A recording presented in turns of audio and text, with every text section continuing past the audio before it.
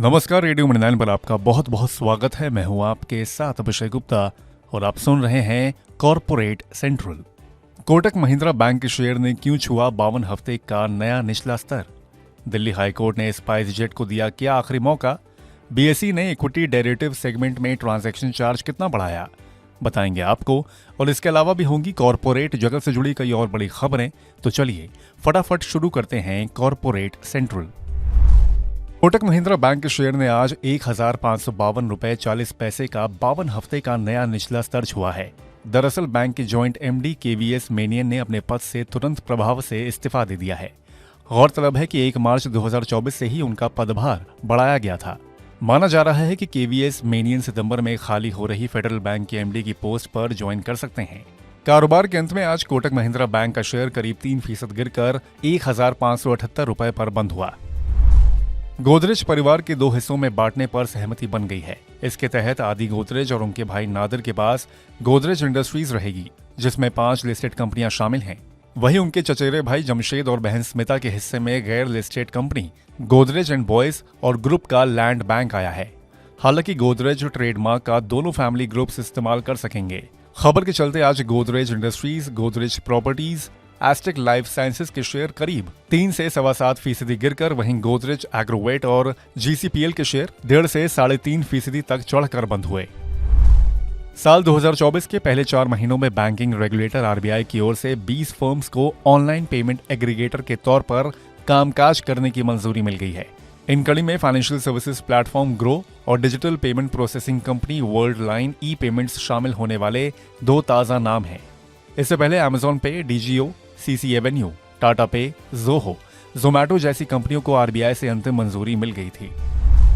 मंगलवार 30 अप्रैल को बीएसई ने इक्विटी डेरिवेटिव सेगमेंट में ट्रांजैक्शन चार्ज बढ़ाने की घोषणा की है। बीएसई ने सेंसेक्स और बैंकर्स इंडेक्स से जुड़े ऑप्शंस कॉन्ट्रैक्ट से जुड़े ट्रांजैक्शन चार्ज को 24% बढ़ाकर 32% कर दिया है। ये बढ़ोतरी 13 मई से लागू होगी। माना जा रहा है कि सेबी की ओर से रेगुलेटरी फीस में बदलाव किए जाने के बाद ये फैसला लिया गया है। खबर के चलते आज बीएसई का शेयर करीब 2.5% चढ़कर 2,858 रुपए के स्तर पर बंद हुआ।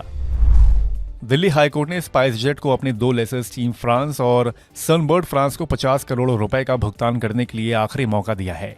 भुगतान न होने पर कोर्ट ने कहा है कि कंपनी को विमानों की ग्राउंडिंग का सामना करना पड़ेगा। साथ ही कंपनी को ये निर्धारित करने के लिए भी कहा गया है कि जो इंजन पहले से ही काम नहीं कर रहा है उसे लेसर्स को वापस किया जा सकता है।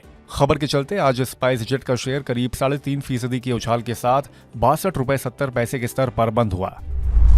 एविएशन रेगुलेटर डीजीसीए ने वीडियो समूह की बंद पड़ी एयरलाइन कंपनी गोफर्स्ट को लीज किए गए सभी 54 विमानों को डी रजिस्टर कर दिया है। डीजीसीए की ओर से ये कदम 26 अप्रैल को आए दिल्ली हाईकोर्ट के ऑर्डर के बाद लिया गया है।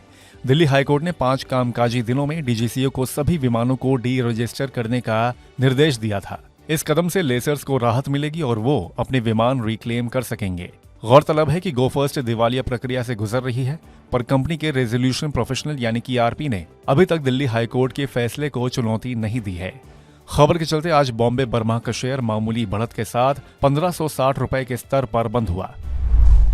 एसबीआई के नेतृत्व वाले बैंकों ने आरबीआई से जेपी एसोसिएट्स के 18,000 करोड़ रुपए के कर्ज को एनएआरसीएल यानी कि बैड बैंक को ट्रांसफर करने की मंजूरी की मांग की है। एनएआरसीएल ने कंपनी के कर्ज के अधिग्रहण के लिए 10,000 करोड़ रुपए के भुगतान की पेशकश की है।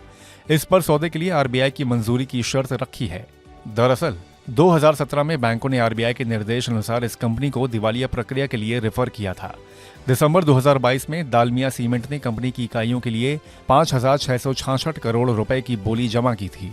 खबर के चलते आज जेपी एसोसिएट्स का शेयर 2.25% की मजबूती के साथ 20 रुपए 40 पैसे पर बंद हुआ। एडटेक कंपनी बायजूस की मुश्किलें कम होने का नाम नहीं ले रही हैं। बुधवार 1 मई को ओप्पो मोबाइल्स ने एनसीएलटी की बेंगलुरु बेंच के पास कंपनी के खिलाफ दिवालिया प्रक्रिया शुरू करने की अर्जी दाखिल की है, जिसे स्वीकार कर लिया गया है।